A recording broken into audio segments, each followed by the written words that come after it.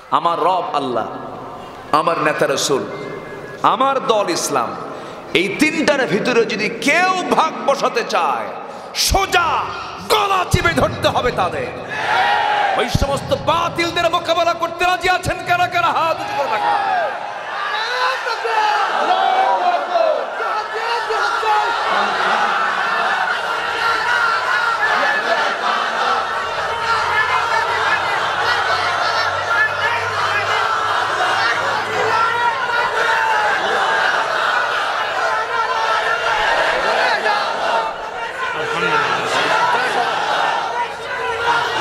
আল্লাহ তুমি সবাইকে কবুল করো, জোরে বলে আমিন, আরো জোরে আমিন। আসসালামু আলাইকুম ওয়া রাহমাতুল্লাহি ওয়া বারাকাতুহু। ওয়া আলাইকুম আসসালাম ওয়া রাহমাতুল্লাহি ওয়া বারাকাতুহু। ইন্নাল হামদালিল্লাহিল আকরামিল্লাযী খালাকাল ইনসানা ওয়া কাররামা ওয়া 'allamahu মিনাল বায়ানি মা يعلم فسبحان الذي لا يحصى امتنانه باللسان ولا بالقلم نشهد أن لا إله إلا الله وحده لا شريك له ونشهد أن سيدنا وحبيبنا ومولانا محمدًا عبده ورسوله الذي أرسله بالحق بشيرًا ونذيرًا وداعيا إلى الله بإذنه وسراجا وقمرا منيرا فقد قال الله تعالى في كلامه المجيد وفرقانه الحميد أعوذ بالله من الشيطان الرجيم بسم الله الرحمن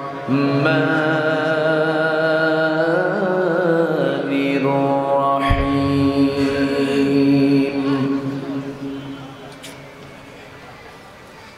إنما المؤمنون الذين آمنوا بالله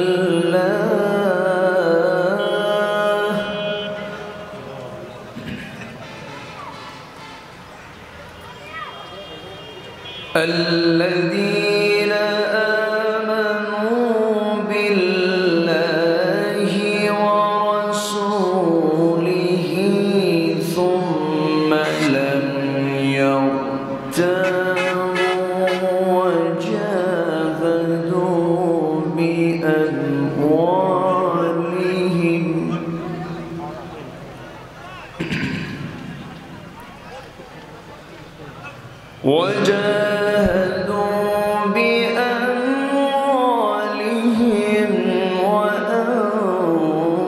وأنفسهم في سبيل الله.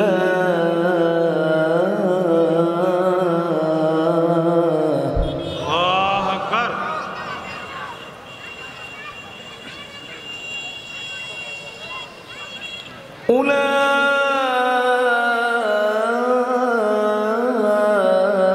أولئك هم الصادقون.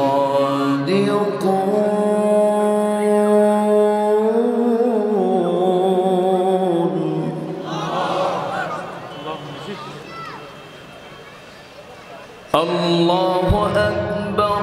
بسم الله الرحمن الرحيم.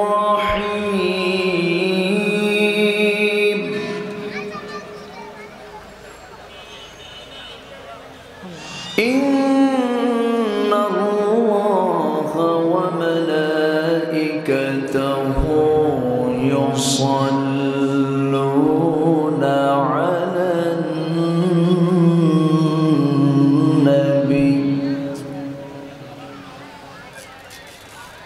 يا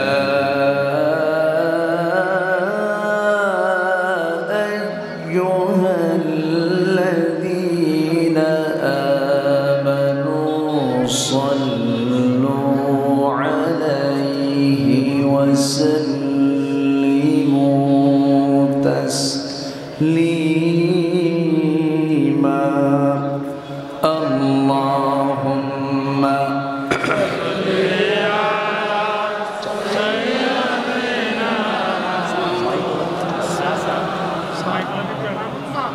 وعلى آل سيدنا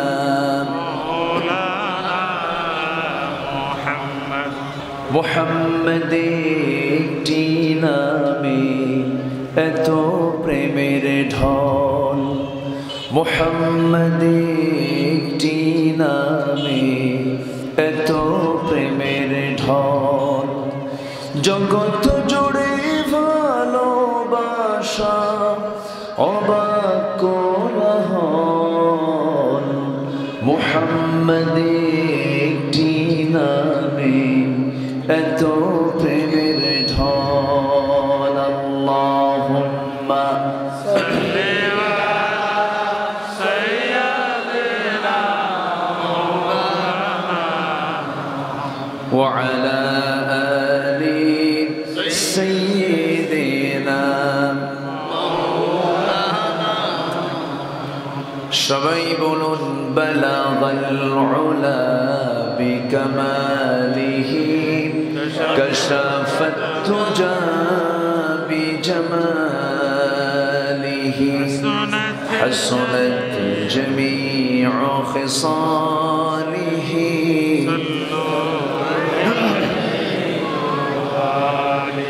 সূরাত ইউসুফ বিদারি حكمت لقمان ما قاری قرآن باری یہ دل سادمان ما بلغ العلا بکماله کشف التجا بجماله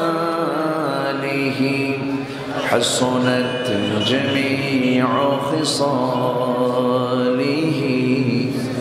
صلوا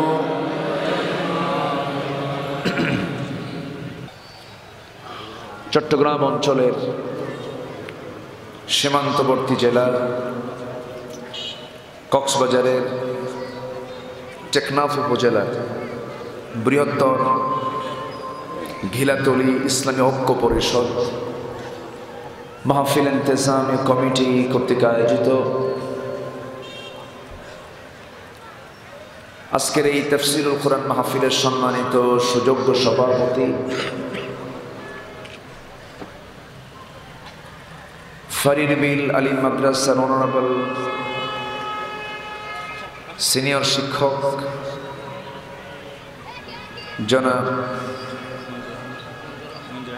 জনাব আলহাজ মাওলানা মঞ্জুর আহমদ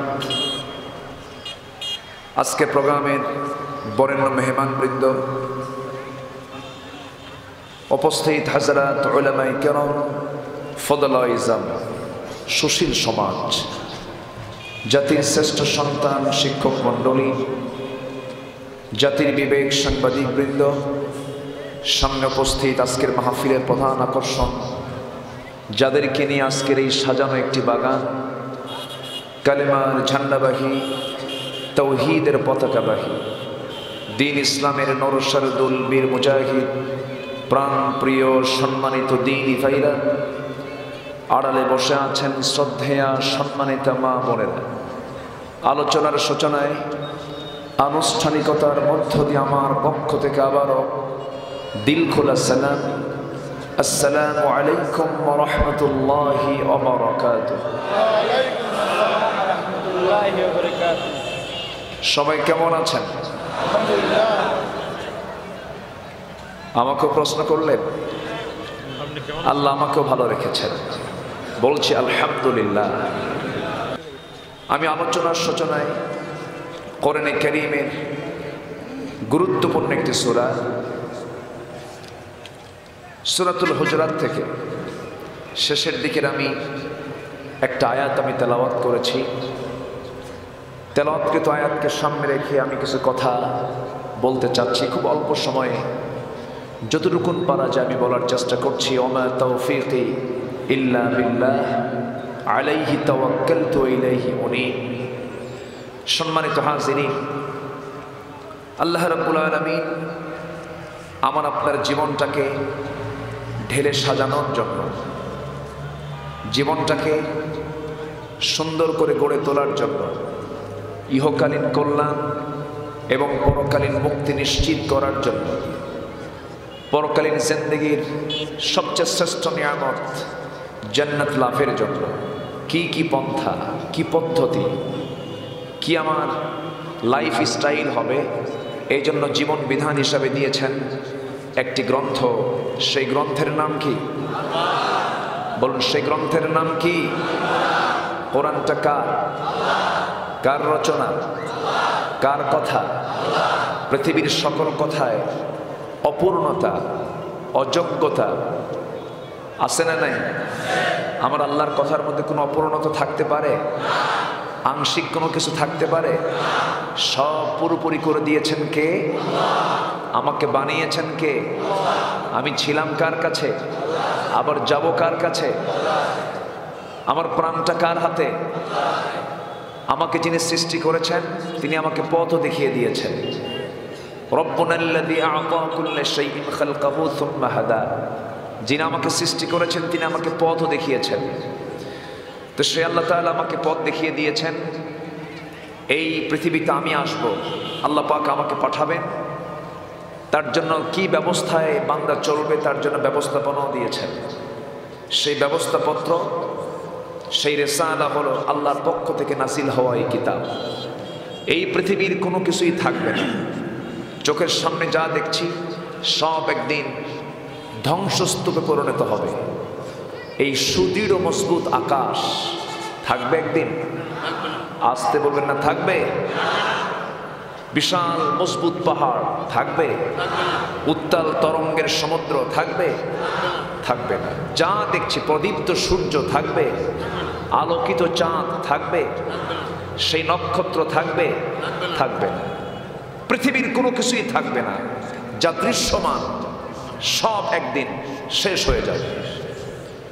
আমার নবী যখন 30তম পারার সূরাগুলো পড়তেন, অঝরে ঝাড়ায় চোখ থেকে পানি বের হতেন। রাসূল কাঁদতেন, খুব কাঁদতেন। নামাজের মধ্যেও তিনি কেঁদে ফেলতেন। বিশেষ করে এই সমস্ত সূরাগুলো, ইদাশ শামসু কুওয়িরাত ওয়া ইদান নুজুমু কাদারাত ইদাস সামাউ ফাতারাত ওয়া ইদাল কাওয়াকিবু ইনতাসারাত إذا زلزلت الأرض زلزالها وأخرجت الأرض أثقالها وقال الإنسان ما لها يومئذ تحدث أخبارها।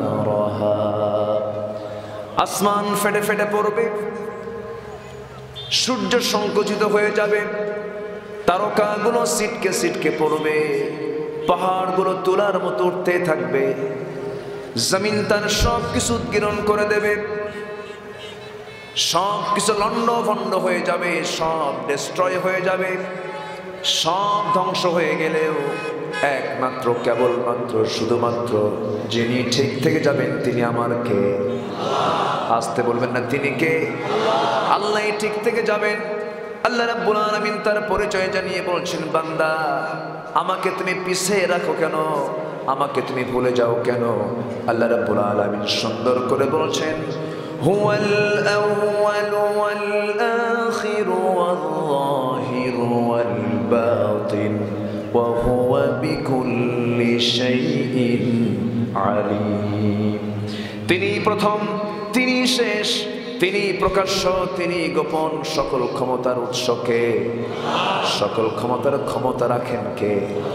সকল ক্ষমতার সুপ্রিম একমাত্র কে? আল্লাহ হলেন সুপ্রিম পাওয়ারের অধিকারী। আল্লাহ রাব্বুল আলামিন বলছেন, বান্দা পৃথিবীর কোনো কিছুই থাকবে না তোর কাছে, তবে আল্লাহ যে কালামটা আমাকে আপনাকে দিয়েছেন এটা কোনো মাখলুক নয়, সৃষ্টি যার, ধ্বংস আছে তার, কিন্তু কোরআন কোনো মাখলুক হতে পারে না। কোরআন হলো আমার আল্লাহর সরাসরি বক্তব্য, আমার আল্লাহর কথা। এই কোরআন কোনোদিন নির্মূল হবে না। জোরে বলি সুবহানাল্লাহ। তাহলে থাকার মতো পৃথিবীতে একটাই আছে, তার নাম কি? এটাই শুধু থেকে যাবে, কোনো কিছুই থাকবে না। ঘর বাড়ি, শিল্প কারখানা, স্বপ্ন, কত কি করেছি আমরা, সব একদিন ধ্বংসস্তূপে পরিণত হবে। শুধু থাকবে আমার আপনার সামনে যে কিতাব, এই কোরআনটা থেকে যাবে। কোরআন আমার জীবনে দরকার আছে না নাই? আমার মরণের পরও দরকার আছে না নাই? সব জায়গায় কোরআনের দরকার আছে না নাই? আচ্ছা, আল কোরআন হুজ্জাতুল লাকা আও আলাইকা। কোরআন তোমার পক্ষে অথবা বিপক্ষে যে কোনো একটা দিকে তোমাকে সাক্ষী দেবে, রায় দিয়ে দেবে। এজন্য এটা নিয়ে আমাকে চলতে হবে। এটা হচ্ছে আমার জীবনের গাইডলাইন, এটা নিয়ে আমরা চলবো। জোরে বলি ইনশাআল্লাহ, জোরে বলি ইনশাআল্লাহ। সেই কালামে হাকিম আল্লাহ পাক আমাকে আপনাকে দিয়েছেন। এই যে সূরা হুজরাত থেকে আমি যে আলোচনা শুরু করছি, এই হুজরাতটা এমন একটা সূরার নাম যে সূরাটা যদি কোনো বান্দা আত্মস্থ করতে পারে সে কোনোদিন বেয়াদব হবে না। কিন্তু আমার দেশে এখন আদবের সংখ্যা বেশি না বেয়াদবের সংখ্যা বেশি? বলেন, আদবের সংখ্যা বেশি না বেয়াদবের সংখ্যা বেশি? কেউ কাউকে দাম দিতে চায় না। মসজিদে যাবেন, ইমাম মুসল্লিকে ধমকায় না মুসল্লি ইমামকে ধমকায়? হ্যাঁ, নামাজ কবুলের পূর্ব শর্ত তো এটা, তাই না? মুসল্লি ইমামকে ধমকাবে নাকি এরকম কিছু? স্কুল কলেজে শিক্ষক ছাত্রকে ধমকায় না ছাত্র শিক্ষককে ধমকায়? ছাত্র শিক্ষককে ধমকায়। আপনি কোথায় যাবেন, কর্মী সম্মেলন, দল ডেকেছে, নেতা মঞ্চে দাঁড়ায় বক্তৃতা করছে, আর কর্মীরা সিয়ার দিয়ে মারামারি শুরু করে দিয়েছে। আছে না নাই? কোথাও কোনো শৃঙ্খলা নাই,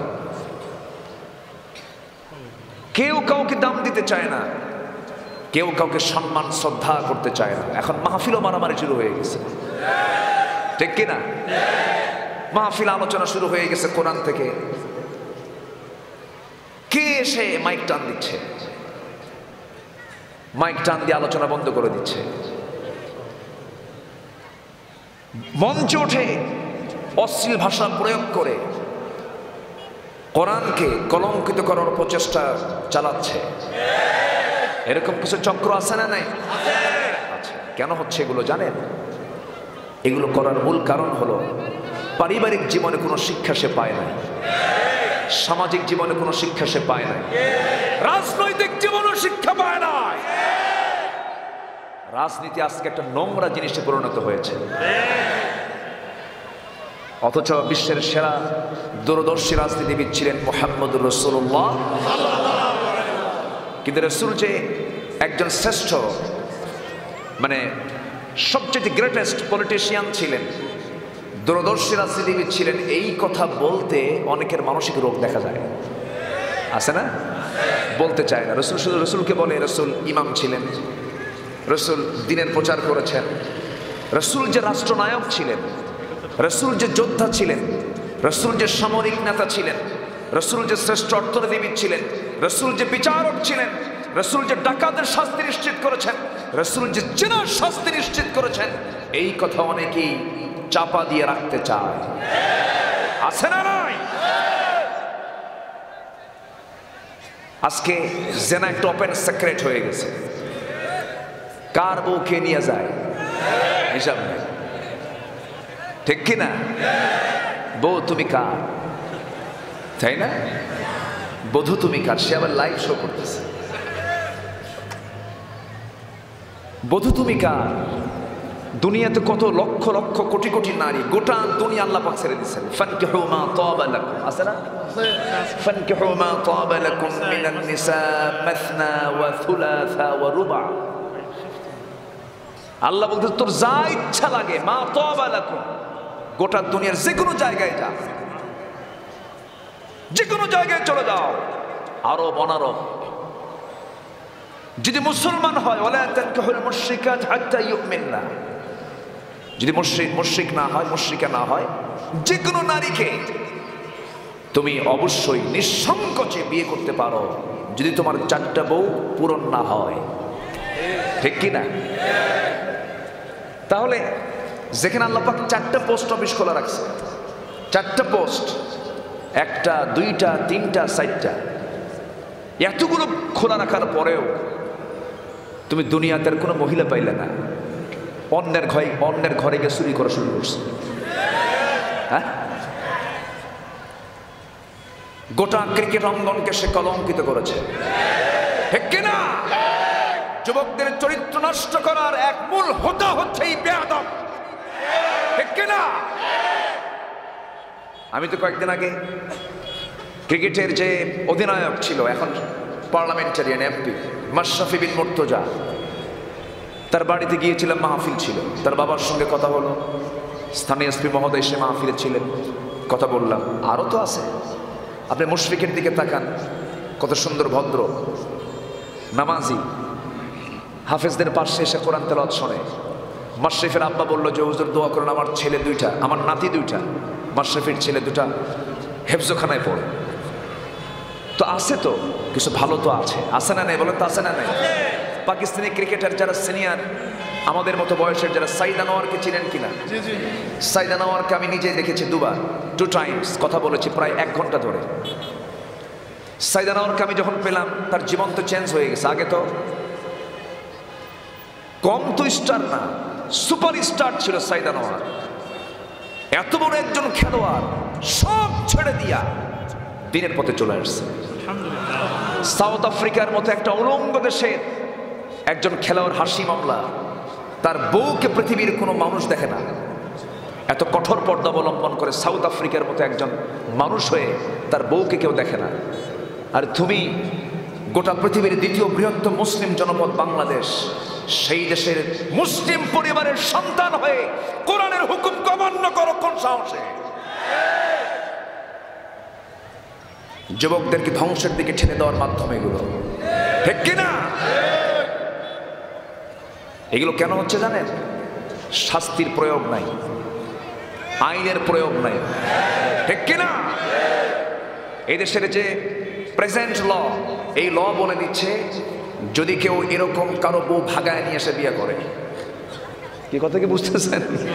কেউ ভাগায় নিয়ে এসে যদি বিয়ে করে, তাহলে প্রেজেন্ট ল হলো 495, আর্টিকেল 495, 494। এই আর্টিকেল বলে দিচ্ছে, এই আইন বলে দিচ্ছে যে তাকে মামলা দিয়ে তার শাস্তি হবে, কোর্ট তাকে শাস্তি দেবে 7 বছরের জেল। এদেশের প্রচলিত আইন বলতেছে।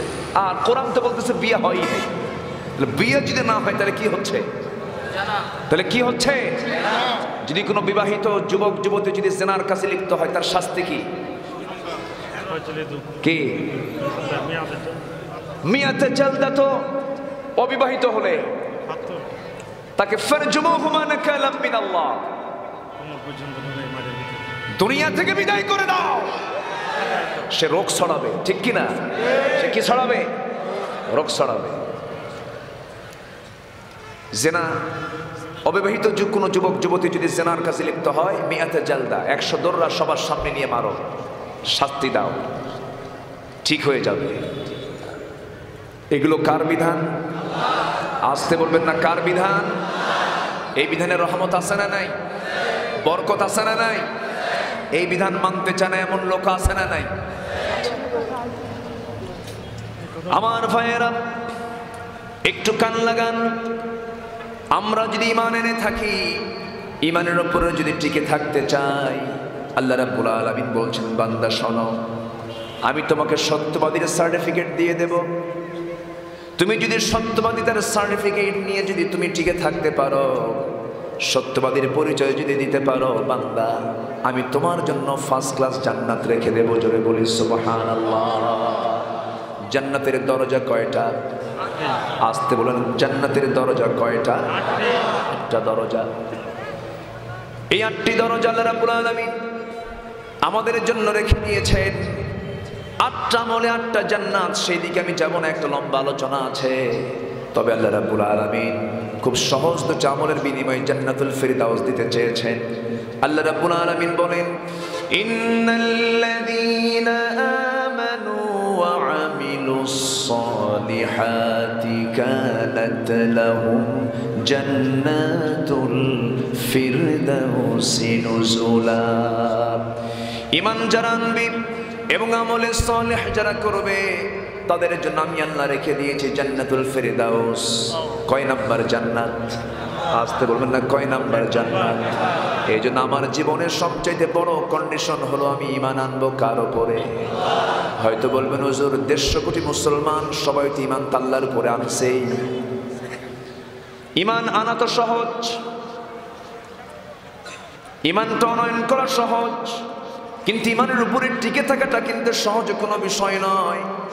আল্লাহ রাব্বুল আলামিন আরেক জায়গায় বলছেন, ইন্নাল্লাযীনা ক্বালু রাব্বুনাল্লাহু সুম্মা ইসতাকামু তাতানাসসালু আলাইহিমুল মালায়েকা আল্লা তাখাফু ওয়া লা তাহজানু ওয়া আবশিরু বিল জান্নাতিল্লাতী কুনতুম তুআদুন। জোরে বলি আল্লাহু আকবার। যারা বলবে আমার রবকে, আসতে বলবেন না, আমার রবকে, আমার নেতাকে, আমার নেতাকে রব্বুনাল্লাহ, যারা বলবে আমার রবকে, আমার নেতাকে মুহাম্মদ সাল্লাল্লাহু এবং আমার দল কি? থামলেন কেন? ব্রেক মারেন কেন? এখানে কিন্তু অন্য কোনো দল ঢুকানো যাবে না। আমরা কোনো বাপের দল করি না, আমরা কোনো দাদার দল করি না। কেউ স্বামী নিয়ে ব্যস্ত, কেউ বাপ নিয়ে ব্যস্ত। আমরা কাউকে নিয়ে ব্যস্ত হতে চাই না, আমরা আল্লাহকে নিয়ে ব্যস্ত থাকতে চাই। কারো বাপের দেশ, কারো স্বামীর দেশ, মাঝখান দিয়ে আমরা শেষ। আমরা কোন দিকে যাই এখন? ঠিক আছে না? কথা বলবো? কোনো সমস্যা? কোনো আপত্তি? মাহফিল যারা বাধা দেয় ওদের জন্মে ভেজাল, বুঝলেন?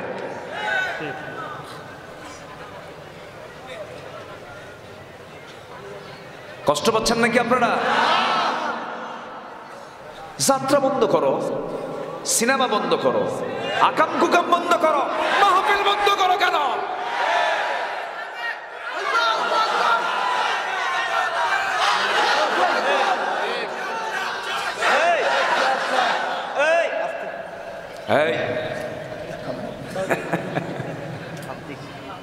সম্মানিত ভাইয়েরা, লোকমা দেওয়া যাবে না, জনগণ তারা কথা বলবে। কষ্ট পাচ্ছেন আপনারা? আমি কি আমার কোনো কথা বলতেছি? কার কথা? আকাশের মালিককে। যদি এরকম মুষ্টি পাকায় থাকে, এরকম করে আকাশ নাই, আকাশ নাই, সূর্য আছে না নাই? মুষ্টি পাকায় যদি ধরি যে সূর্য নাই, সূর্য আছে না নাই? ওই আকাশের নিচে আর সূর্যের আলো পেয়ে কোরআনের আলোচনা বন্ধ করতে চাও? কোন সাহসে চাও? মরো, টের পাবা। সামনে দিন আছে না নাই? সম্মানিত ভাইরা, কোরআন সুদের পক্ষে বলে না বিপক্ষে বলে? কোরআন কি সুদের পক্ষে কথা বলে? যারা মাহফিল চায় না বন্ধ করে ওরা সুদখোর। কোরআন কি জেনার কথা বলে? জেনার কথা বলে?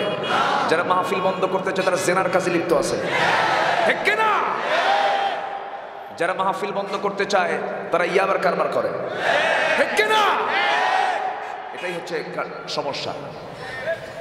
ভালো কাজ, ওয়ালা তাআওয়ানু আলাল ইসমি ওয়াল উদওয়ান, ভালো কাজে পরস্পর এগিয়ে আসো, সহযোগিতা করো, খারাপ কাজ বন্ধ করো। কার কথা? আসতে বলবেন না, কার কথা? আল্লাহর কথা। আমার ভাইয়েরা একটু কান লাগাবেন, মনোযোগ দিয়ে আমরা শোনার চেষ্টা করি। অহংকার করে লাভ কি? ঈমান আর অহংকার কখনো এক জায়গায় হতে পারে না। যারা অহংকার করবে তাদের ঈমান কেমন করে থাকে? তবে অহংকার যে আমার আছে এর কিছু আলামত আছে না নাই বলেন? আমি যে অহংকারী, এর আলামতগুলো কি কি একটি একটি করে আমি আজকে শোনাবো। ওই লোকটার ভিতরে অহংকার আছে যার মধ্যে 8টা আলামত পাওয়া যাবে।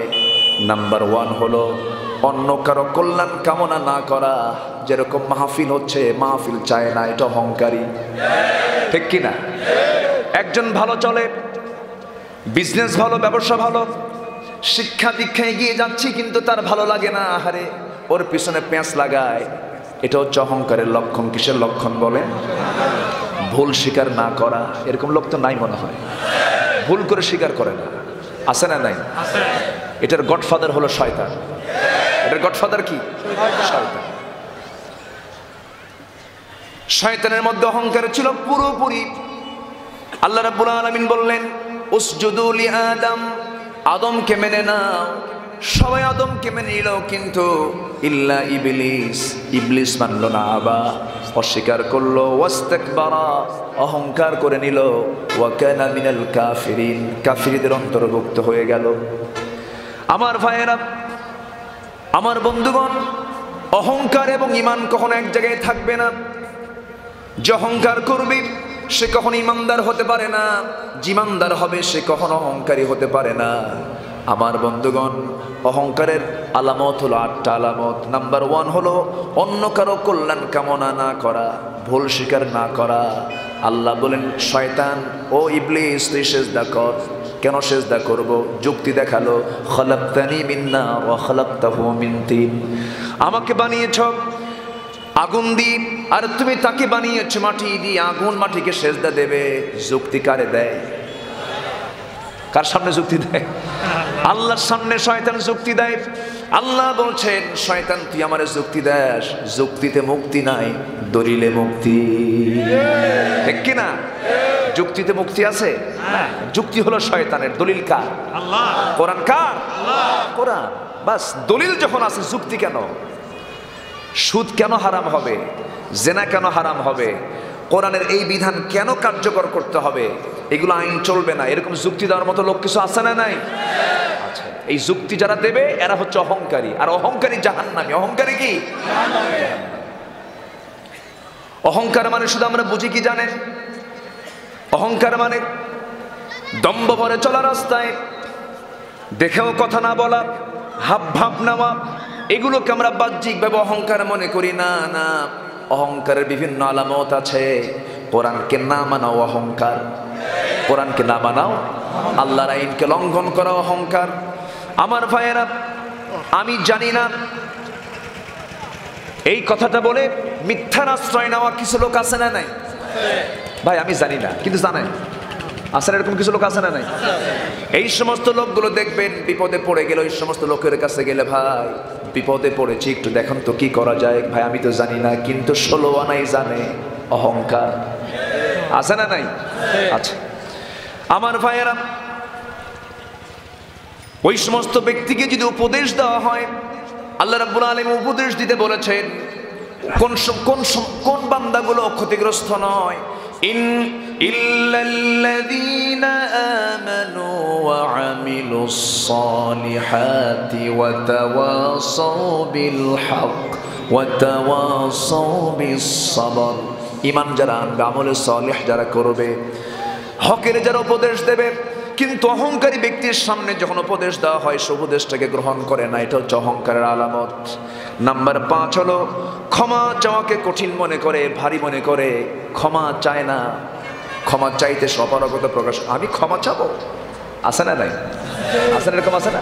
আমি ওর কাছে মাফ চাবো, অসম্ভব, কিয়ামত হয়ে যাবে, মাফ চাবো না, আছে না নাই? এই সমস্ত লোক বিনয়ী না, যারা সরি বলতে পারে, যারা আফওয়ান বলতে পারে, যারা ক্ষমা চাইতে পারে, যারা মাফ চাইতে পারে। ভাই ভুল হয়ে গেছে, মাফ করে দাও, এবং যারা মাফ চায় এবং যারা মাফ করে দেয় সেই সমস্ত বান্দা হলো আল্লাহর কাছে মহসিন বান্দা।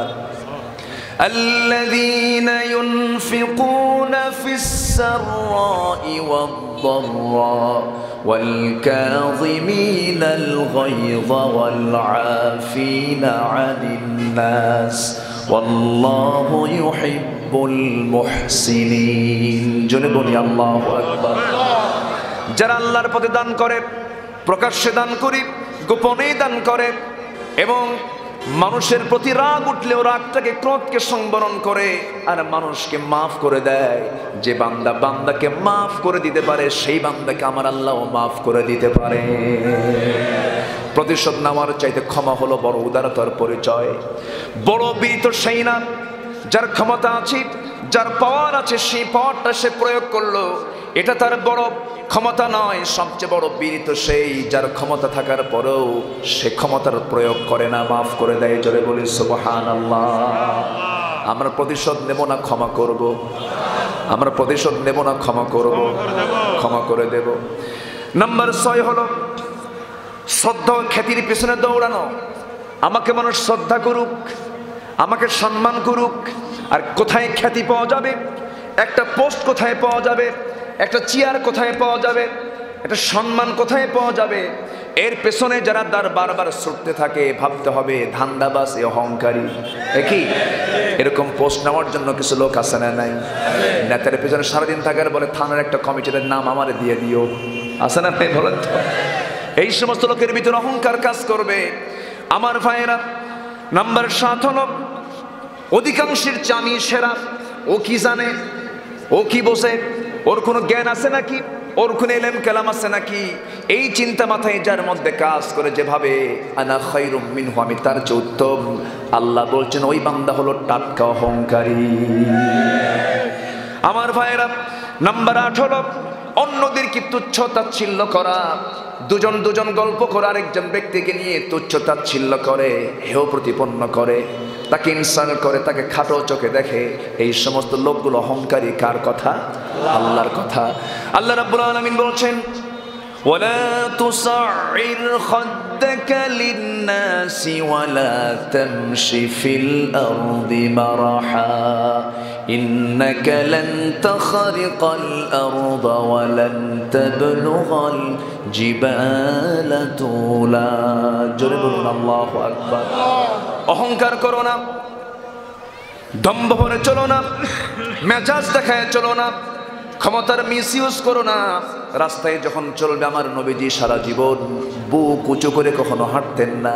আমার নবীজি যখন হাঁটতেন তার 2টা চোখ থাকতো 2 পায়ের বৃদ্ধাঙ্গুলির দিকে, বিনয়ী হয়ে চলতেন। যখন কেউ কথা বলতো মিটি মিটি করে তিনি কথা বলতেন, মুস্কি হাসি ছাড়া তার কোনো কথাই ছিল না।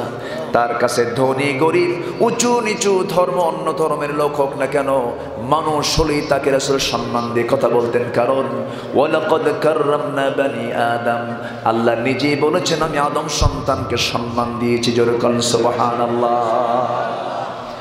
আমরা সূরা হুজরাত যদি পড়তাম, আজকে প্রত্যেকটি কলেজে, ইউনিভার্সিটিতে, প্রত্যেকটি শিক্ষাঙ্গনে যদি সূরা হুজরাতটাকে যদি বাধ্যতামূলক করে দেওয়া হতো, ভার্সিটির চত্বরে অস্ত্রের ঝনঝনানি দেখা যেত না, কলেজের ক্যাম্পাসে কোনো নোংরামি দেখা যেত না, কলেজের ক্যাম্পাসের সামনে কোনো নারী পুরুষ অবাধ মেলামেশাই দেখা যেত না। কিন্তু আজকে কোরআন, যদি কোরআন না থাকার কারণে আজকে যে অপ্রীতিকর দৃশ্যগুলো দেখছি, এটার মূল কারণ হলো আমরা কোরআনকে ধরেছি না ছেড়ে দিয়েছি। আজ তো কোরআনকে ধরেছি না ছেড়ে দিয়েছি। আমার ভাইয়েরা, আল্লাহ রাব্বুল আলামিন সেই জন্য বলছেন বান্দা তুমি কি সত্যবাদী হতে চাও নাকি? 3টা কাজ তুমি করবে। আল্লাহ রাব্বুল আলামিন বলছেন ইন্নামাল মুমিনুনাল্লাযীনা আমানু বিল্লাহ ওয়া রাসূলিহি সুম্মা লাম ইয়ারতাবু ওয়া জাহাদু বিআমওয়ালিহিম ওয়া আনফুসিহিম ফি সাবিলিল্লাহ উলাইকা হুমুস সাদিকুন। জোরে বলি আল্লাহু আকবার। আমরা ঈমান আনবো কার উপরে? মুমিন তো তারাই যারা ঈমান আনে কার উপরে? আল্লাহর উপরে। আমরা ঈমান এনেছি না ঈমান পাইছি? বলেন বলেন বলেন। আমরা কি মুসলমান হয়েছি না মুসলমানিত্ব আসছে আমাদের? বাপ ছিল জন্মসূত্রে মুসলমান হয়েছে। আর রীতা কুণ্ড ইসলাম কবুল করেছে। রীতা কুণ্ড শুনেছেন কিনা? জগন্নাথ ইউনিভার্সিটির এক প্রফেসর, এক নারী, সম্প্রতি উনি ইসলাম কবুল করেছেন আরো 4 বছর আগে। এখন গোটাল ফ্যামিলি তার ইউনিভার্সিটি আছে, একটা বিশাল অঙ্গন তার আছে। দেখেন এই মহিলা 30 বছর ধরে কোরআন কি স্টাডি করেছে, 30 বছর ধরে প্র্যাকটিস করে দেখে দেখে সর্বশেষ সিদ্ধান্ত নিয়েছে, না, ইসলামের শ্রেষ্ঠ একটা দিনের নাম। বোরকা নিয়ে, তার পর্দা নিয়ে একটু বুঝের কমতি ছিল, এই জন্য কেউ টের পায়নি সে মুসলমান হয়েছে। সম্প্রতি সে বোরকা পরা যখন শুরু করছে তখন এটা প্রকাশ পেয়ে গেছে। রীতা কুণ্ড একজন ইউনিভার্সিটির একজন প্রফেসর, কালিমা পড়ে তিনি মুসলমান হয়েছেন। তিনি মুসলমান হয়েছেন, তিনি ইসলাম বুঝেছেন, কোরআন বুঝেছেন। কিন্তু আমরা মুসলমান কয়জন কোরআন বুঝি বলেন? কোরআন বুঝলে কি, কোরআন বুঝনেওয়ালা ব্যক্তি কখনো দুনিয়ার কোনো ব্যক্তির দল করতে পারে? আসতে বলবে না, কোনো ব্যক্তির দল করতে পারে? ব্যক্তি করবে কার দল? ব্যক্তি ব্যক্তির দল করবে? ব্যক্তি কার দল করবে? অতএব আমাদের রবকে, আমাদের নেতাকে মুহাম্মদ সাল্লাল্লাহু, আমাদের দল কি? এই তিনটার বাইরে, এই তিনটার ভিতরে, এই তিনটে সিদ্ধান্ত যে আমরা দিলাম, আমার রব আল্লাহ, আমার নেতা রাসূল, আমার দল ইসলাম, এই তিনটার ভিতরে যদি কেউ ভাগ বসাতে চায়, সোজা গলা চিপে ধরতে হবে তাদের। ওই সমস্ত বাতিলদের মোকাবেলা করতে রাজি আছেন কারা কারা? হাত উঁচু করে রাখা।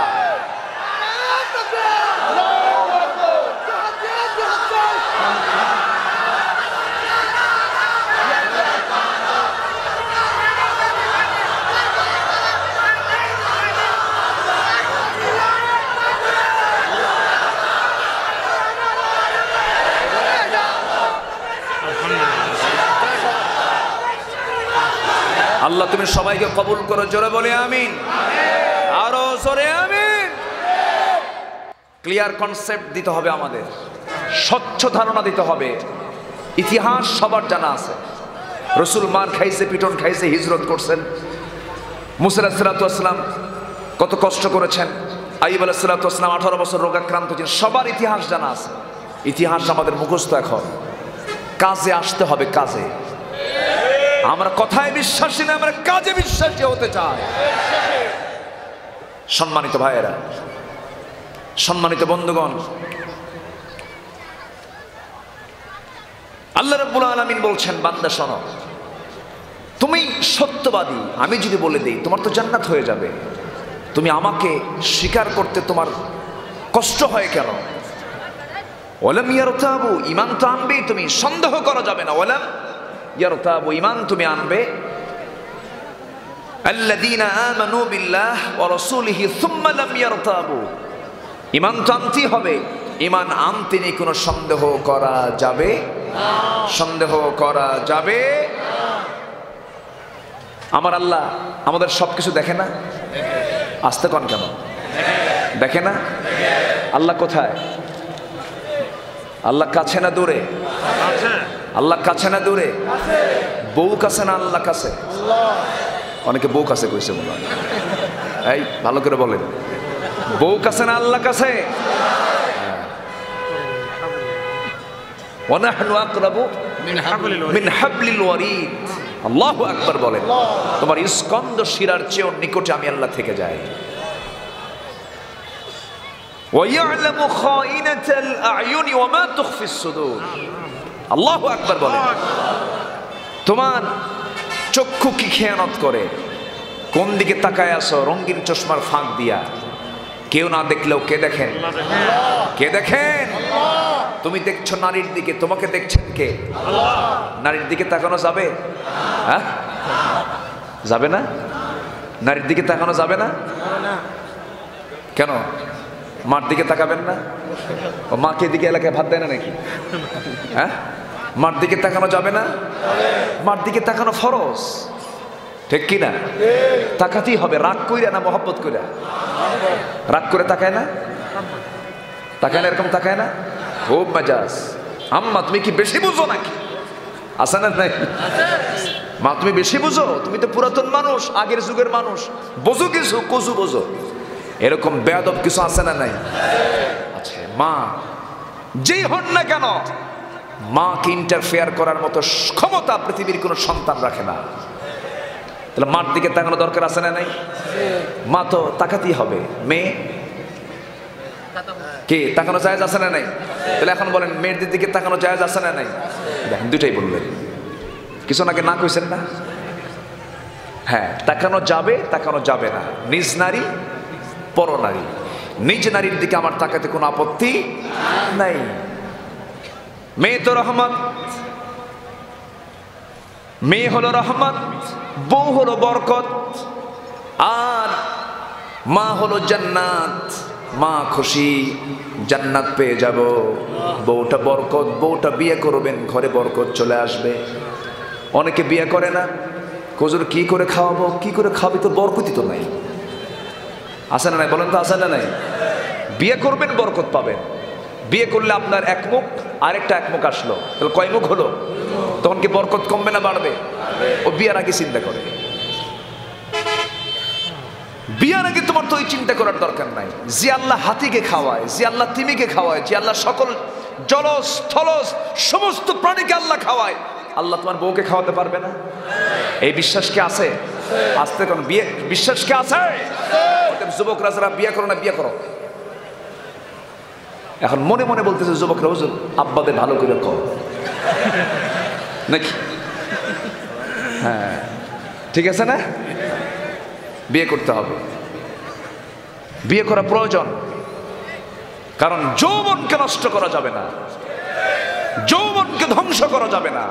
when character lost is everything lost, যখন চরিত্র যায় তার সব কিছু চলে যায়। তোমার চরিত্রকে তোমার সুন্দর রাখতে হবে। সুন্দর রাখার জন্য নিকাহ নিসফুল ঈমান, রাসূল নিজেই বলেছেন বিয়ে হচ্ছে ঈমানের অর্ধেক। বিয়ে নাই, ঈমান অর্ধেক নাই। ঠিক ঠিক, আস্তে আস্তে কোন বিয়ে তো করবেন না, বিয়ে তখন করা লাগে না, এখন আর বিয়ে করা লাগে না তো। বিয়ে করলে লস, বিয়ে করলে একটার কাছে বন্দি, বোঝেন নাই? এরকম চেতনার কিছু লোক আছে না নাই? বিয়ে করলে একটার কাছে বন্দি, খামাখা বিয়ে করার দরকার কি? এরকম কুকুরের মতো আচরণ আছে না নাই? আছে।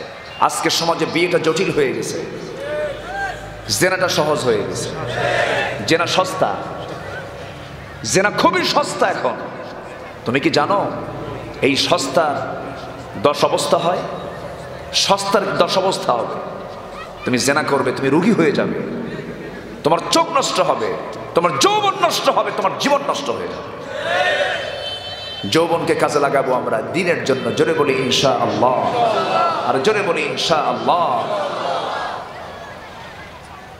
আমার ভাইয়েরা, কথাই তো কথা বেড়ে যায়, কথার তো কোনো থা নাই। আল্লাহ রাব্বুল আলামিন বলছেন, বান্দা শোনো, আমি তোমাকে জান্নাত দিয়ে দেব। 3টা গুণ তুমি অর্জন করবে, সত্যবাদীর সার্টিফিকেট আমি তোমাকে দিয়ে দেব। নাম্বার 1 হলো ঈমান আনবে, ঠিকমতো ঈমান আনবে, সন্দেহ করা যাবে না। আল্লাহ আছেন না নাই? রাসূলের প্রতি বিশ্বাস করার দরকার আছে না নাই? আদম থেকে শুরু করে নিয়ে রাসূল পর্যন্ত যত পয়গম্বর এসেছেন, সমস্ত পয়গম্বরকে বিশ্বাস করতে হবে। কিন্তু পৃথিবীর সমস্ত আসমানে কিতাব আল্লাহ পাক যা দিয়েছেন সবগুলো বিশ্বাস করলেও ওই সমস্ত কিতাবের হুকুম তো এখন নাই। এসে গেছে কি? সর্বশেষ কি এসেছে? কোরআন এসেছে। কোরআন আসার কারণে আগের সমস্ত কিতাবের হুকুমটা সাবিত হয়ে গেছে, সব স্থগিত হয়ে গেছে। আমার ভাইয়েরা, এই কোরআনকে আমরা এখন মানলে আগের কিতাবের সমস্ত হকগুলো আদায় হয়ে যাবে। আমার বন্ধুগণ, তবে হ্যাঁ, সমস্ত কিতাবের মূল বক্তব্য 2 রকম না 1 রকম, 2 রকম না 1 রকম। সমস্ত কিতাবের মূল বক্তব্য কিন্তু একটাই। কি বক্তব্য? সেটা হলো ওয়ালাকাদ বা'আসনা ফি কুল্লি উম্মাতির রাসূলান আন ই'বুদুল্লাহা ওয়াজতানিবুত তাগুত। এই দুনিয়াতে আমি আল্লাহ রাব্বুল আলামিন যত পয়গম্বর পাঠিয়েছি সমস্ত পয়গম্বরদের মূল দায়িত্ব একটাই ছিল, সেটা হলো তোমরা কেবলমাত্র শুধুমাত্র তোমরা আনুগত্য করবে কার? ইবাদত করবে কার? ইবাদত মানে কি সাথে খালি নামাজ পড়া, শুধু রোজা রাখা, শুধু হজ করা, শুধু দান সদকা করা না। ইসলামের নখ কাটার বিধান আছে না নাই? নখ কাটবো কেমনি ইসলামে আছে না নাই? বাজার করবো কেমনি ইসলামে আছে না নাই? ইয়াবার কারবার করা যাবে? করা যাবে? টেকনাফি ইয়াবা নাই তো আছে? ও এটা মান্না সালোয়া না? মান্না সালোয়া না? হ্যাঁ মান্না সালোয়া, দেখছেন মান্না সালোয়া, ওটা খেলে নাকি স্বপ্নের রাজ্যে চলে যায়।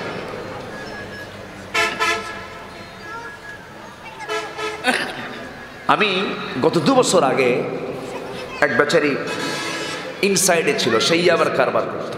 আমি তাকে বললাম, ভাই আপনি হাজি মানুষ, হজ টস করে আসছেন, নামাজ পড়েন 5 ওয়াক্ত, তো আপনি এই ইয়াবার কারবার করেন? তো ভাইজান আমি তো খাই না, আমার ছেলে মেয়ে কেউ খায় না, আমি মানুষকে একটু খাওয়াই।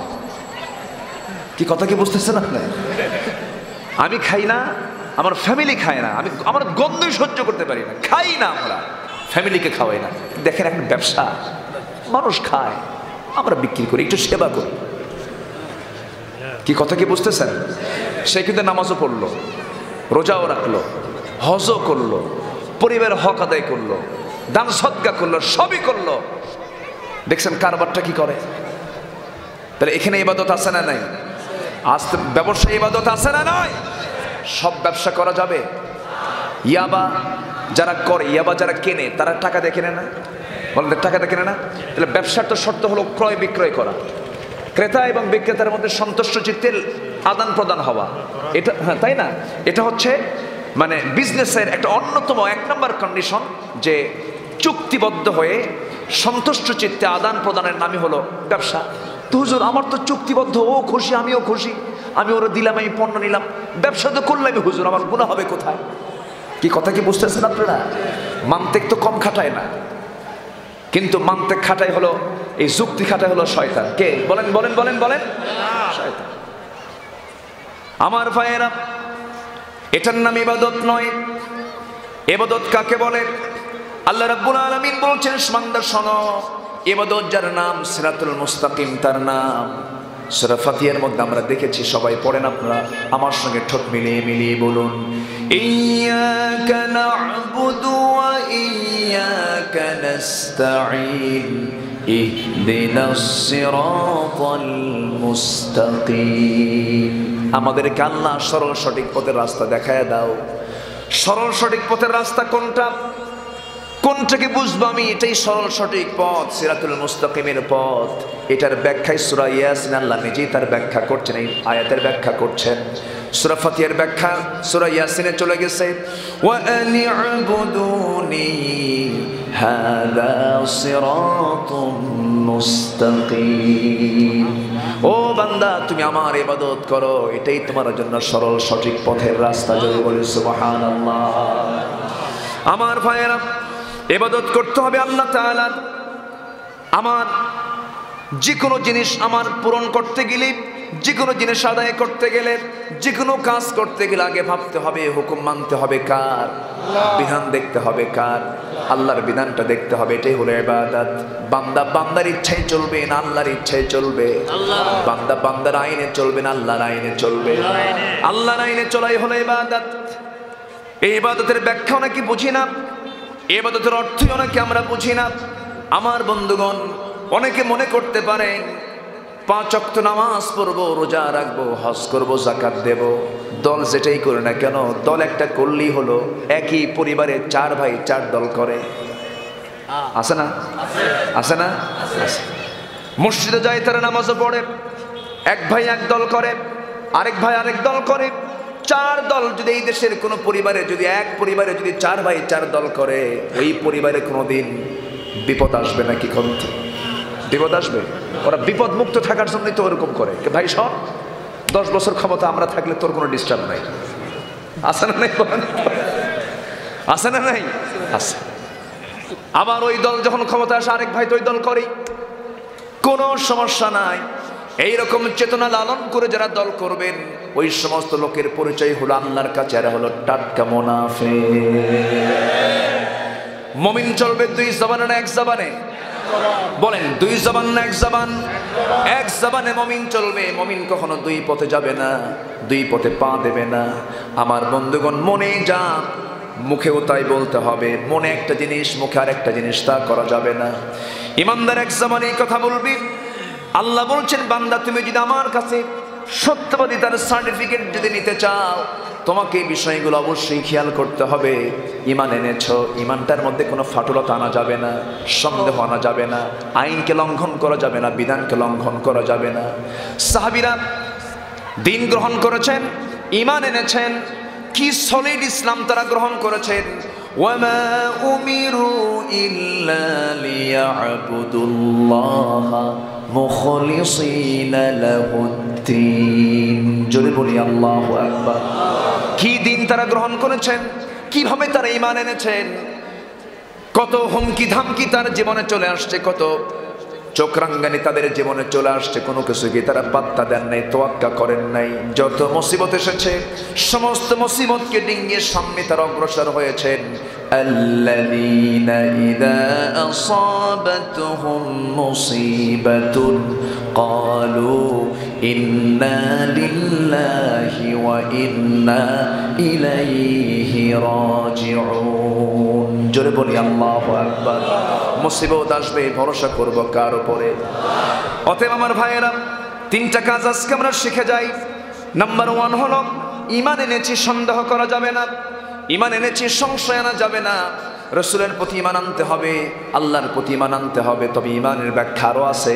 আমানার রাসূলু বিমা উনজিলা ইলাইহি মির রাব্বিহি ওয়াল মুমিনুন কুল্লুন আমানা বিল্লাহি ওয়া মালাইকাতিহি ওয়া কুতুবিহি ওয়া রুসুলিহি লা নুফাররিকু বাইনা আহাদিন মির রুসুলিহি ওয়া ক্বালু সামি'না ওয়া আতা'না গুফরানাকা রাব্বানা ওয়া ইলাইকাল মাসির। জোরে বলুন আল্লাহু আকবার। একটাও বাদ দেওয়া যাবে না ঈমানের ক্ষেত্রে। সূরা বাকারা পড়েন, শুরুতেই পেয়ে যাবেন মুত্তাকি কারা, ঈমানদার কারা। আল্লাযীনা ইউমিনুনা বিল গায়ব ওয়া ইউকিমুনাস সালাতা ওয়া মিম্মা রাযাকনাহুম ইউনফিকুন ওয়াল্লাযীনা ইউমিনুনা বিমা উনজিলা ইলাইকা ওয়া মা উনজিলা মিন ক্বাবলিক وبالآخرة هم يوقنون। জোরে বলি আল্লাহু আকবার। أولئك على هدى من ربهم وأولئك هم المفلحون। গোটা কোরআনের যত কথা, সব কথার মূল কথা হলো একটাই স্লোগান, একটাই কথা, ইবাদত করো কার? আল্লাহ। দাসত্ব করো কার? আল্লাহ। এটা কিন্তু মূল বক্তব্য, মূল নির্যাস কিন্তু কোরআনের একটাই। আমার ভাইয়েরা, ঈমান আনবো, সন্দেহ করা যাবে না। সন্দেহ তাকেই বলে, একটাকে মানলাম আরেকটাকে মানলাম না। নামাজ পড়লাম, যাকাতকে মানলাম না। যাকাত মানে যাকাত না মেনেই নামাজি আছে না নাই? আসতে বলবেন না, আছে না নাই? নামাজের সুদখোর মনে হয় টেকনাফে নাই। নামাজি কিন্তু আবার সুদখোর, আছে না নাই? হজে যখন যাবে সুদের টাকা নেয় না। হজে যখন যাবে সেই সময় বলে, আমার সমস্ত ব্যবসা বাণিজ্য সুদের উপরে, এই টাকা নিয়ে হজ করলে হজ কবুল হবে না। তাহলে কোন টাকা নিয়ে যাবা তুমি? বলে বাবার কিছু সম্পত্তি আছে, সম্পত্তি বিক্রি করব। দেখছেন কি চালাক, কি খেয়াল করতেছেন কি? বাবার সম্পত্তি আছে, তাহলে ওই সম্পত্তির মধ্যে তার সুদ নাই, তাহলে এটা বিক্রি করে এই টাকা দিয়ে হজে যাব। আর বলবো, আল্লাহ শোনো, আমার বাবার টাকা দিয়ে আসছিলাম হজে, আল্লাহ তুমি কবুল করো। আল্লাহ আমিন, আল্লাহ ঠেকা পড়ছে, আমিন। আল্লাহ কবুল করবেন না, ঠিক কি না? যত আপনি কৌশল করেন, আল্লাহ কি বোঝেন না? ওয়া মাকারু ওয়া মাকার আল্লাহ আল্লাহু খায়রুল মাকিরিন। তুমি কৌশল করবা, আল্লাহ উত্তম কুশলী। আল্লাহু আকবার বলেন। মনের মালিক কে? আল্লাহ। আসতে বলবেন না, মনের মালিক কে? ওয়া আনফুসিহিম, তুমি আগে মাল দাও। যে ব্যক্তি মাল দেবে জিহাদের ময়দানে, যারা জিহাদ করবে মাল দিয়ে এবং জান দিয়ে। আল্লাহ মালও চাচ্ছেন, জানও চাচ্ছেন। এই চাওয়াটা কার? দেবে কে? দেবে আল্লাহ। দেব আমরা, নেবেন কে? দেব আমরা, নেবেন কে? এর বিনিময়ে কি বলেন? এর বিনিময়ে কি? কি সুন্দর আল্লাহ পাক মিলাই দিচ্ছেন। জান মাল দেব আমরা, নেবেন কে? আল্লাহ আমাকে কি দিবেন? আচ্ছা, তাহলে এটাই তো কন্ডিশন নাকি? তাহলে আল্লাহর সঙ্গে কন্ডিশন আসার দরকার আছে না নাই? তাহলে এখন লোক নামাজ পড়লো, একটা লোক রোজা রাখলো, হজ করলো, যাকাত দিল, দান সদকা করলো, ওয়াজাহাদু বিআমওয়ালিহিম ওয়া আনফুসিহিম, যে ব্যক্তি জিহাদ করলো না, জিহাদের তামান্নাও রাখলো না, মান লাম ইয়াগজু, যে ব্যক্তি জিহাদ করলো না, ফামাতা আলা শু'বাতিন মিনান নিফাক, তার মরণটা হলো মুনাফিকের মরণ। কিসের মরণ? মুনাফিকের মরণ। নামাজে মুনাফিক চিহ্নিত হয় না, নামাজে মুনাফিক চিহ্নিত হয় না, রোজাতে মুনাফিক চিহ্নিত হয় না, হজে মুনাফিক চিহ্নিত হয় না, দান সদকায় মুনাফিক চিহ্নিত হয় না। মুনাফিক চিহ্নিত হয় মাঠে, ময়দানে, জিহাদের প্রান্তরে, ঠিক কি না? ওই জায়গায় চেনা যায় আসল ইমানদারটা কে। সম্মানিত ভাইয়ের, আল্লাহ পাক এখানে কি সুন্দর করে বলছেন, সত্যবাদী শুধু কথা বললে হয় না, কাজে সত্যের পরিচয় দিতে হবে। আমার নবীর সামনে মুনাফিকরা কত সুন্দর করে ওয়াজ করত, আমার নবীর সামনে কত সুন্দর করে কথা বলতো, সেজদায় পড়ে কাঁদতো, চোখের পানিতে দাড়ি ভিজে ফেলতো। উহুদের দিন রাসূল দেখলেন কারা মুনাফিক, জিহাদের ময়দানে তিনি টের পেলেন যে এইগুলো সব মুনাফিক। আল্লাহু আকবার বলে। উহুদের ময়দানে রাসূল যখন রওনা করবেন, 1000 সৈন্য নিয়ে বদরে হেরে যাওয়া কুরাইশরা প্রতিশোধের মানে চরম গ্লানি নিয়ে, পরাজয়ের গ্লানি সহ্য করতে না পেরে প্রতিশোধের এই একটা বিশাল জজ্বা তাদের ভিতরে কাজ করেছে। প্রতিশোধ নিতেই হবে আমাদের, পিতৃহত্যার, ভ্রাতৃহত্যার, আত্মীয়দের হত্যার প্রতিশোধ নেবার জন্য 3000 সৈন্য নিয়ে আবার যখন রওনা করলো কুরাইশ বাহিনী, 1 বছরে যেতে না যেতেই নবীজির কানের সংবাদ আসা মাত্রই রাসূল টের পেলেন ইহুদি নেতারা এই সমস্ত প্যাঁচগুলো লাগাইছে, ইহুদির সঙ্গে কিছু মুনাফিকরা যোগ দিছে। রাসূল টের পেয়েছেন। শুধু জিহাদের দিন বললেন, উহুদের দিন বললেন, সাহাবীরা কারা আছো আমার সঙ্গে যাবে, রওনা দাও। 1000 জন যোগ হলো। কতজন? 1000। মাঝপথে এসে মুনাফিক চক্র একজন বলে ফেললো যে, হে রাসূল, আমরা যে যুদ্ধে যাচ্ছি ওই যুদ্ধে কাফিরদের সৈন্য সংখ্যা কত? 3000। আমরা কত? 1000। এই অসম যুদ্ধে আমরা যেতে প্রস্তুত নই। আমার নবীজির পেছনে নামাজ পড়ে যদি এই লোকমা দেয়, আমার পেছনে নবীর পেছনে ইক্তেদা করে যদি এই জাতীয় লোকমা আসে, আমার দেশে তো মুনাফিক নাই। আসতে বলবেন না, আছে না নাই? আমার নবীজি টের পেয়ে গেলেন। রাসূল বললেন, তোমরা কারা কারা যুদ্ধে যাবে না, তোমরা এক সাইড হয়ে যাও। আজকের এই জিহাদের প্রান্তরে কেউ না গেলেও আমি একা গিয়ে বাতিলদের বিরুদ্ধে মোকাবেলায় দাঁড়িয়ে যাব। জোরে বলে সুবহানাল্লাহ। মুসলমান কি পিছপা হয়? পিছপা হয়? পিঠ দেখায় না বুক দেখায়? মুসলমান কি পিঠ দেখানোর জাত না বুক দেখানোর জাত? আমার নবীজি বললেন, তোমরা যারা যারা যাবে না সাইড হয়ে যাও। 300 জন নাই। কতজন নাই? 300 নাই। 1000-এ 300 নাই। আমার নবীজি বাকি জনগুলোকে নিয়ে চলে গেলেন। আমার নবীর নেতৃত্বে যদি এমন মুনাফিক থেকে যায়, আমার দেশে মুনাফিকের পরিমাণ তো নাই বললেই চলে। আছে না নাই? আছে। সম্মানিত ভাইয়েরা, নবীজি রওনা করলেন। জিহাদ কাকে বলে উহুদের প্রেক্ষাপট দেখলেই টের পাওয়া যায়। আমার নবীজি উহুদের ময়দানে ঠিক মাঝখানে দাঁড়িয়ে সাহাবে কেরামকে যুদ্ধের কৌশলগুলো শিখায় দিলেন। বললেন, দেখো 300 কমে গেছে। এই জিহাদের প্রান্তরে চরম শক্তি প্রয়োগ করে আল্লাহর প্রতি আস্থা নিয়ে বাতিলদের বিরুদ্ধে মোকাবেলায় দাঁড়াতে হবে। ওইদিকে একটা চিকন গলিপথ, সাহাবীরা তোমরা ওই পাহাড়ের উপরে 50 জন তীরন্দাজ তীর নিয়ে তোমরা ওখানে বসে যাও, কোনো ক্রমে স্থান ত্যাগ করবে না। জিহাদ তোমাদের সম্মুখ যুদ্ধের দরকার নাই, শুধু তীর নিয়ে বসে থাকো, তোমাদের দায়িত্ব এখানেই, এবং আমার পরবর্তী হুকুম না পাওয়া পর্যন্ত ওই স্থান তোমরা ত্যাগ করতে পারবে না। রাসূল এটা বলে দিলেন। যুদ্ধ শুরু হয়ে গেছে। সাহাবীদের ইমানি চেতনা নবীর সামনে ঈমান এনেছেন তারা, কি চেতনা থাকতে পারে। শুরু হয়ে গেল যুদ্ধ। সেই যুদ্ধের ময়দানে মুসলমানদের প্রায় প্রাথমিক বিজয় নিশ্চিত হয়ে গেছে। সুবহানাল্লাহ।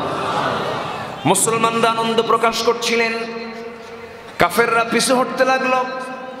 হঠাৎ করে মাঝখান দিয়া নবীজি যে বলেছিলেন 50 জন তীরন্দাজকে বলেছিলেন তোমরা ওই জায়গায় বসে থাকবা, স্থান ত্যাগ করতে পারবা না আমার কথা না আসা পর্যন্ত। কিন্তু এই 50 জন তীরন্দাজ করলেন কি, বুঝতে না পেরে নবীজির পরবর্তী হুকুম না ফলো করে সেই স্থান ত্যাগ করা মাত্রই ওই চিকন গলিপথ দিয়া কাফিরদের কুরাইশদের একটা গ্রুপ তারা আক্রমণ করলো, সরাসরি অতর্কিত হামলা চালালো। সেই হামলার শিকার প্রথম অন্য কেউ হলো না, প্রথম হলেন জনাবে মুহাম্মদুর রাসূলুল্লাহ সাল্লাল্লাহু আলাইহি সাল্লাম। যুদ্ধ চতুর্দিকে শুরু হয়ে গেছে। কাফের মুশরিকদের আরেকটা টার্গেট ছিল নবীর আপন চাচা আমির হামজাকে ধরে ফেলবে তারা।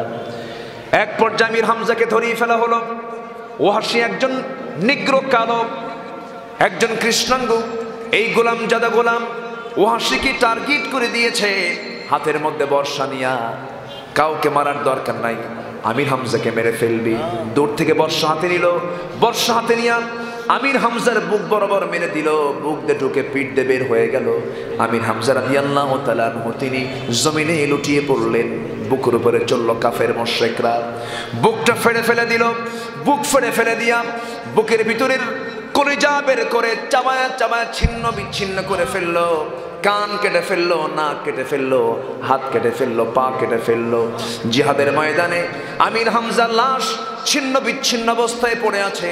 ওহদের প্রেক্ষাপটের দিকে তাকালে আমরা মনে করব যে ইসলাম এত সস্তায় আসে না। ইসলাম প্রতিষ্ঠা করতে গেলে অনেক কিছু বেগ পেতে হয়েছে মুসলমান, অনেক কষ্ট স্বীকার করতে হয়েছে, স্যাক্রিফাইস করতে হয়েছে। আমার ভাইয়েরা, ওহদের ময়দানে আরেকজন সাহাবী আব্দুল্লাহ বিন জাহাশ রাদিয়াল্লাহু তাআলা আনহু যুদ্ধে যখন যাবেন তিনি দোয়া করছেন, আয় আল্লাহ তাআলা আজকে যুদ্ধের ময়দানে যাচ্ছি না জানি ফিরতে পারবো কিনা জানি না, তবে আমার তামান্না হলো আল্লাহ ওহদের ময়দান থেকে যেন আমি না ফিরে আসি, আমি যেন না ফিরে আসি। তোমার কাছে প্রার্থনা করি আল্লাহ আমি যেন যুদ্ধের ময়দানে প্রবল বেগে যুদ্ধ যেন চালাতে পারি, তরবারি দিয়ে যেন কাফেরদের বিরুদ্ধে মোকাবেলায় দাঁড়াতে পারি। এক পর্যায়ে কাফেররা আমাকে ধরাশয়ী করে ফেলবে, আমার নাক কাটবে, আমার কান কাটবে, আমার হাত কাটবে, আমার চোখ তুলে নেবে। ওই সময় আল্লাহ আমি দারুণ খুশি হয়ে যাব, কারণ কিয়ামতের দিন হাসরের ময়দানে তোমার সামনে আমি ওই রকম নাক কাটা কান কাটা নিয়ে আমি তোমার সামনে হাজির হয়ে যাব। সেই সময় তুমি আল্লাহ আমাকে বলবে ফিমা যদি আনফুক ওয়া উযুনুক, কি কারণে তোর নাক নাই কান নাই কেন কাটা হয়েছে? সেই সময় আমি আল্লাহ আমি বান্দা তোমাকে বলবো আল্লাহ তোমার জমিনে তোমার দিন কায়েমের জন্য জিহাদের ময়দানে গিয়েছিলাম, আমাকে কাফেররা নাক কেটে নিয়েছে, কান কেটে নিয়েছে। আল্লাহ তুমি সেই সময় বলবে বান্দারে এত বড় সাক্ষী তুই হয়ে আমার সামনে দাঁড়িয়ে আছিস, যা বিনা হিসাবে আমি তোরে জান্নাত দিয়ে দিলাম। আমার ভাইয়েরা, ওহদের ময়দানে এই দুজন সাহাবী সবচাইতে বেশি কাফেরদের দ্বারা আক্রান্ত হয়েছিলেন। আমির হামজা রাদিয়াল্লাহু তাআলা আনহু এবং আব্দুল্লাহ বিন জাহশ রাদিয়াল্লাহু তাআলা আনহু। রাসূল বললেন সাহাবীরা আমার চাচা আমির হামজার লাশ এবং আব্দুল্লাহ বিন জাহশের লাশটাকে দুজনকে তোমরা এক কবরে দিয়ে দাও, কারণ দুজন হলো শ্রেষ্ঠ শহীদের মধ্যে। যদি বলি সুবহানাল্লাহ, দুজনের জন্য একটা কবর দিয়ে দাও। আমার নবীজি উহুদের ময়দানে যুদ্ধ প্রায় থেমে গেছে এমন সময় যখন আচমকা আবার যুদ্ধ শুরু হয়ে গেল, দূর থেকে তীর মারে আমার নবীকে লক্ষ্য করে। আমার নবীর চতুর্পার্শ্বে তিনি দাঁড়া তাকালেন, কেউ নাই। নবীজিকে তীর মারা দেখতেছে সাহাবীরা, দেখা মাত্রই সব সাহাবীরা তরবারি ছেড়ে দিয়া 10 জন সাহাবী নবীর চতুর্পার্শ্বে দাঁড়িয়ে গিয়ে বলছেন, ইয়া রাসূলুল্লাহ, ইয়া হাবিবাল্লাহি, আপনি চুপ করে সেখানে বসে থাকেন, দাঁড়িয়ে থাকেন, বসেন। যত তীর লাগবে আমাদের গায়ে লাগবে, আপনার গায়ে লাগাতে দেব না। এক পর্যায়ে দেখা গেল আমার রাসূলকে বাঁচাতে গিয়া 9 জন সাহাবী দুনিয়া থেকে বিদায় নিলেন। একজন সাহাবী দাজানা নবীর সামনে দাঁড়ায় বলছে, ইয়া রাসূলুল্লাহ, কেউ তো নাই, তীর তো মারতেছে, আপনি আমার বুকের মধ্যে চলে আসেন। নবীজিকে বুকের মধ্যে জড়িয়ে ধরে বলছেন, ইয়া রাসূলুল্লাহ, লক্ষ দাজানার মওত হলো ইসলামের তেমন কোনো ক্ষতি হবে না, আপনি যদি মরে যান দিন তো নিভে যাবে, আমি আপনাকে মারতে দেব না। ওই সাহাবী করলেন কি, রাসূলকে জড়িয়ে ধরলেন, তীরগুলো এসে তার পিঠে লাগে, একটা নয় দুইটা নয়, 70 থেকে 80টি তীর বিদ্ধ আর দাগ তার পিঠে ফুটে উঠেছিল। আমার নবীজি দেখতে পেলেন এক পর্যায়ে ওই সাহাবীও মৃত্যুর কোলে ঢলিয়ে পড়লেন, মারা গেলেন। তীর মারা বন্ধ হলো। কাফের মুশরিকরা রাসূলকে টার্গেট করে ফেললো, কিন্তু কাছে আসার সাহস পায় না, কারণ তারা তো জানতো এটা সত্যিকারের আল্লাহর পয়গম্বর, না জেনে কোন গজব নাজিল হয়। দূর থেকে একজন কাফের হাতের মধ্যে পাথর নিল, পাথর নিয়ে নবীজির মাথা বরাবর মেরে দিল। নবীজির মাথায় যখন লাগলো, হেলমেট ছিল মাথায়, পাগড়ি ছিল না, টুপিও ছিল না, সেদিন ছিল হেলমেট, লোহার হেলমেটের চিকন লোহা নবীর কপালে বিদ্ধ হয়ে গেল। নবীর কপালে যখন হাড়ের মধ্যে লোহাটা বিদ্ধ হলো, এই আঘাত পাওয়ার সঙ্গে সঙ্গে আরেকটা পাথর আসলো গাল বরাবর, শিরস্ত্রাণের চিকন লোহা নবীর গালের মধ্যে ঢুকে পড়লো। আরেকজন কাফের মেরে দিল আরেকটা পাথর মুখ বরাবর, সামনের দুটি দাঁত ভেঙে ঝরে পড়ে গেল। একই মুখের মধ্যে 3টে ইনজুরি। নবীজি আর নড়াচড়া করতে পারলেন না, মুখ থুবড়ে জমিনে পড়ে গেলেন। চতুর্দিকে কাফের মুশরিকরা চিৎকার করে বলে, মুহাম্মদ মারা গেছে, মুহাম্মদ নিহত হয়ে গেছে। ওমরে ফারুক এই কথা শোনা মাত্রই খেপে গিয়ে রেগে গিয়ে বলছেন, ও আমার ভাইরা, রাসূল শূন্য দুনিয়ায় ওমরের বাঁচার কোনো প্রয়োজন নাই। হযরত ওমরে ফারুক করলেন কি, তরবারি নিয়ে ঝাঁপিয়ে পড়লেন জিহাদের ময়দানে। কিন্তু অত্যন্ত চৌকট সাহাবী, মেধাবী সাহাবী হযরত আলী মনে মনে চিন্তা করছেন, না না, নবীজির দাওয়াতি মিশন এখনো বন্ধ হয় নাই, নবীজির দাওয়াতি কাজ এখনো বন্ধ হয় নাই, দিনের পরিপূর্ণতা আসেন, রাসূল মারা যেতে পারেন না। তন্ন তন্ন করে খুঁজতে খুঁজতে গিয়ে দেখেন আমার নবীজি উহুদের ময়দানে একটা কোনায় গর্তের মধ্যে উপর হয়ে পড়ে আছেন।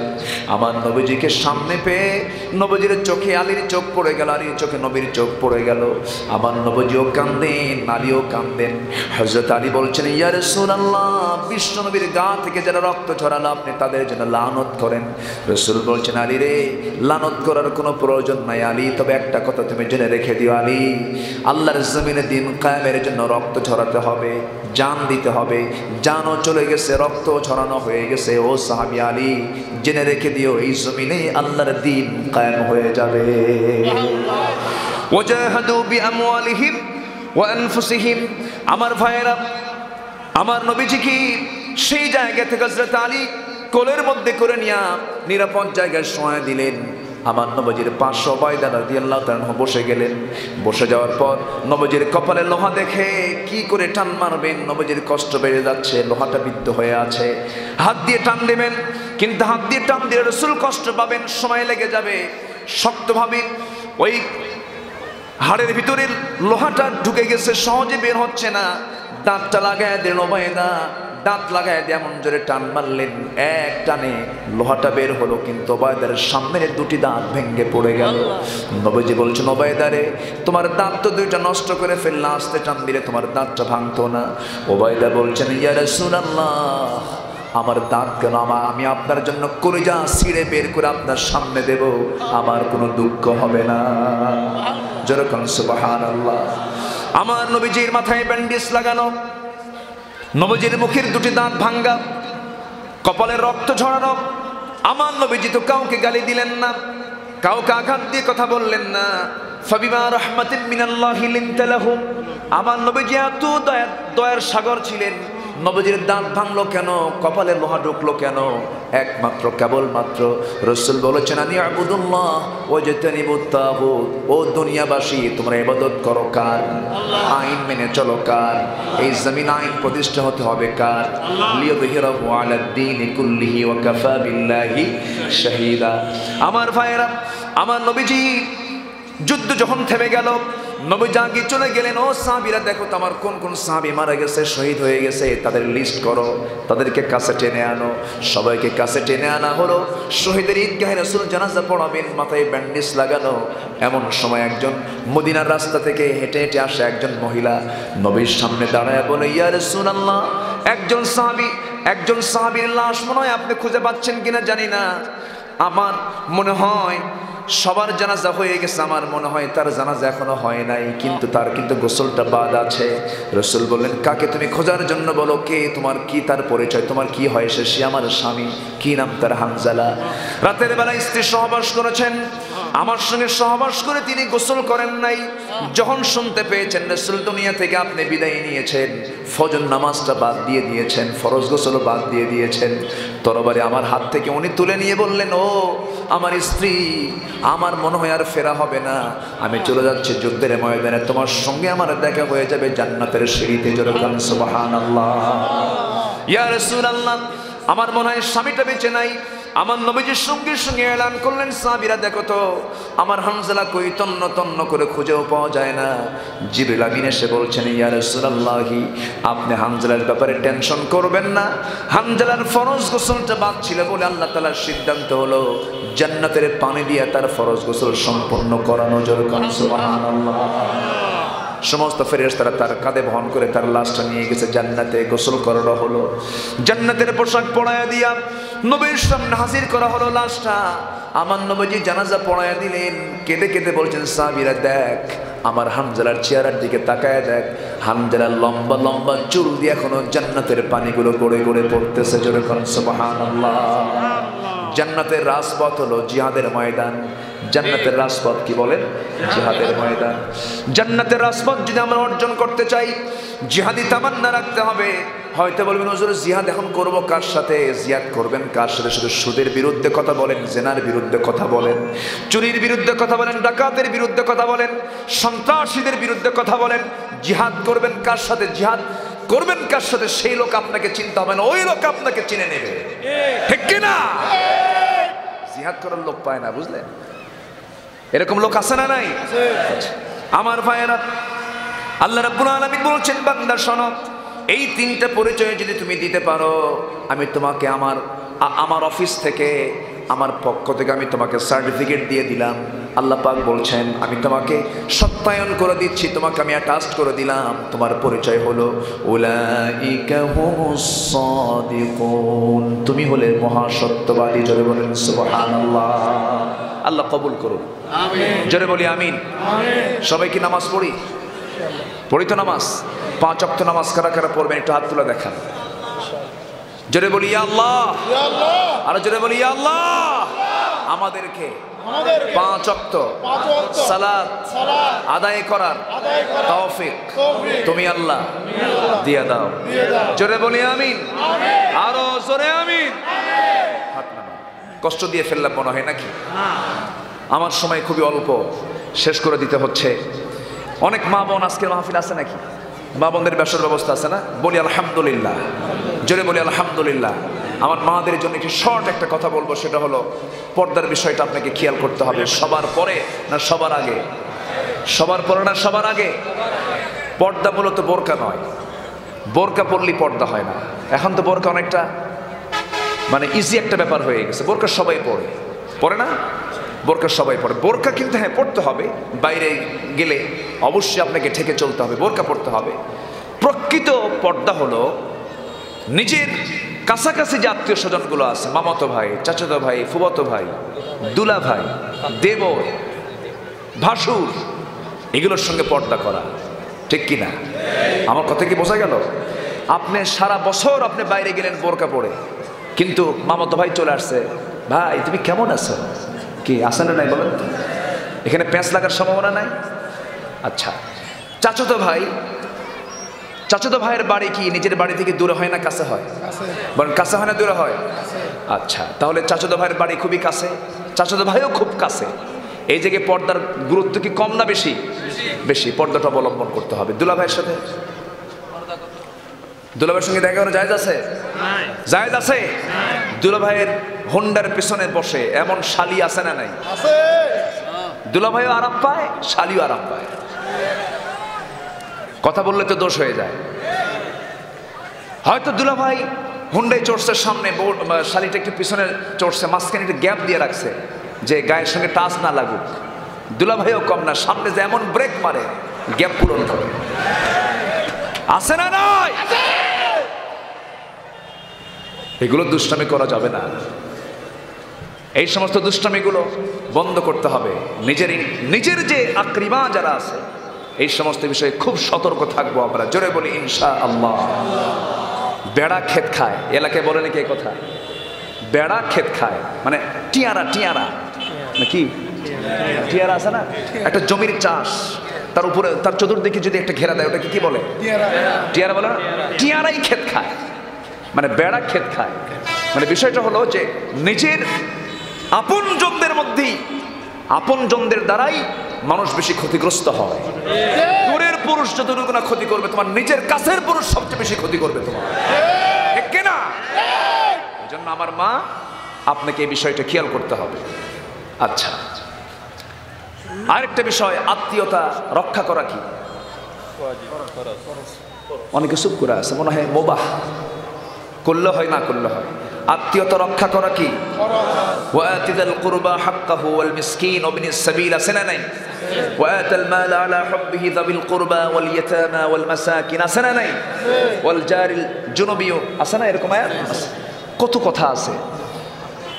তো আত্মীয়তার হক, এটা বিশাল হক। আত্মীয়তা রক্ষা করা ফরজ।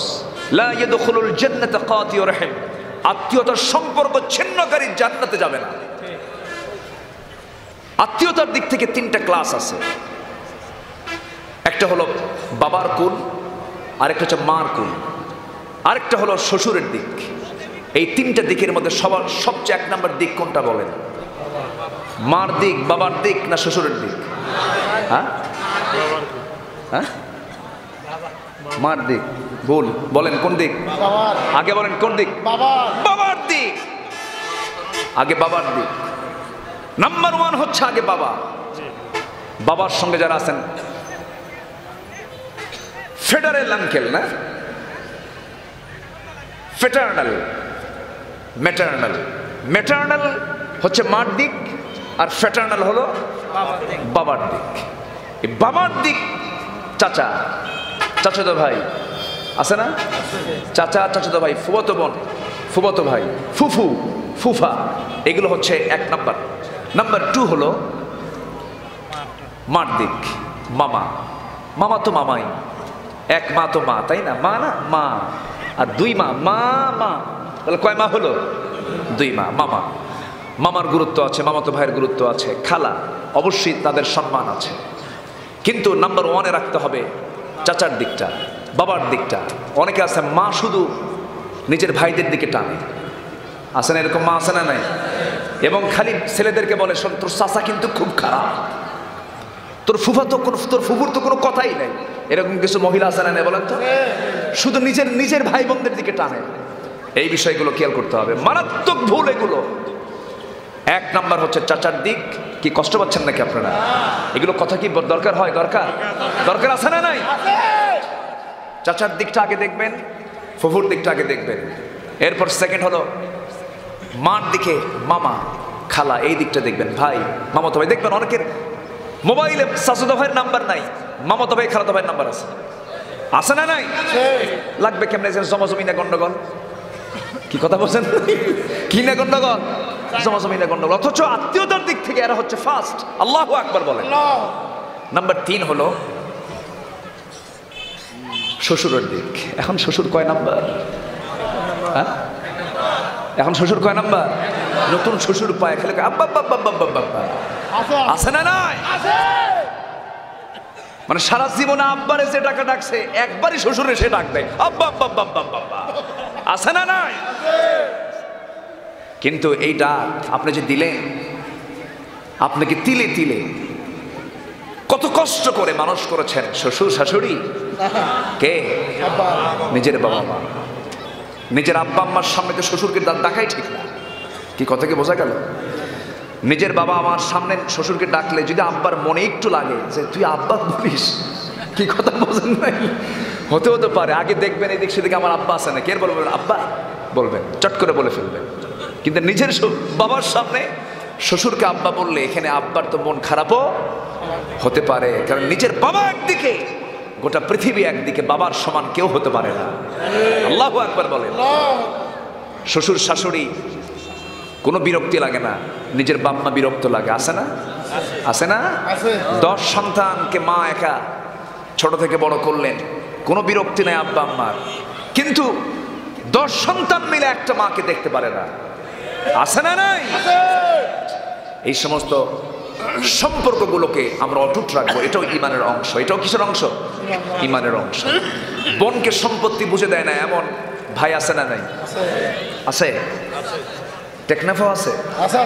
বাপ মা মারা গেছে কিন্তু বোনের সম্পত্তি বের করে দেয় না এমন ভাই আছে না নাই? আছে। ওই ভাইকে বলবো, ভাই দয়া করে এই সমস্ত ভুলগুলো করবেন না। আমার মা বোনের এখন দারুণ খুশি, হুজুর ভালো করে রাখুন, আমার ভাই কিন্তু হজ করে আসছে, ওর হজ যেন কবুল না হয়। করে কি কথা কি বুঝতেছেন? আচ্ছা, এগুলো করা যাবে না। আল্লাহ তুমি বান্দাদের হক আদায় করার তৌফিক আমাদের সবাইকে দিয়ে দাও।